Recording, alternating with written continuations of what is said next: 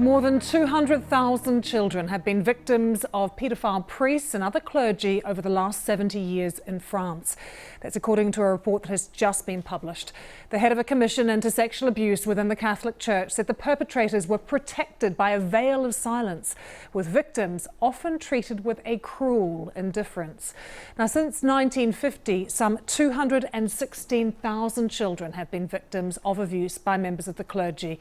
The commission found evidence of around 3,000 abusers out of a total of 115,000 priests and other clerics. Jean-Francois is a former student at a Catholic seminary and a victim of sexual abuse. This education, this indoctrination, with the alibi of serving God and religion, their institution. With this alibi, they allowed themselves all sorts of intellectual and physical manipulations. Live to Paris, our correspondent there is Hugh Schofield, who's been listening into the report findings. It's hard to put a single word on it, Hugh, but so shocking, some of the things in the report, the figures that have emerged.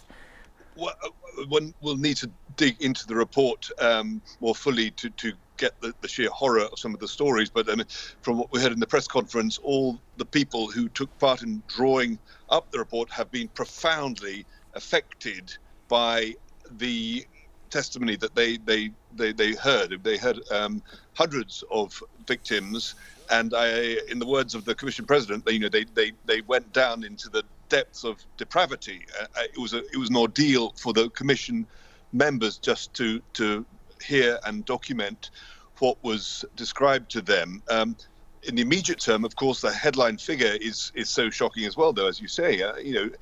216,000 victims over 70 years, and that increases to 1/3 330,000 if you include victims who are the victims of lay members working in Catholic institutions, so Catholic schools, scout camps, holiday camps, that kind of thing.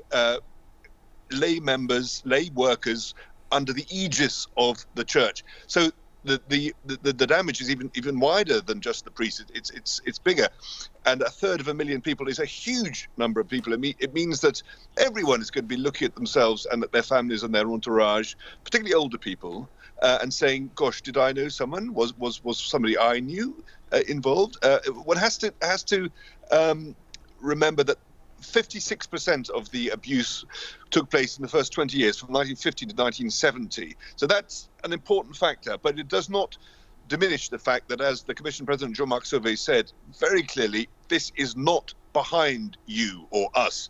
It is still going on. And even though, of course, the world has changed dramatically and the church has become so different and so much more aware of the problem, that does not mean that there has not also in recent years been continuing abuse. And above all, I think this is the most painful aspect of it all, this continuing until now, according to the report, the reluctance to admit that it was a systemic problem with the church as a whole and not just rogues within its ranks. Hugh, thanks for joining us from Paris, and more on the Commission's findings throughout the day.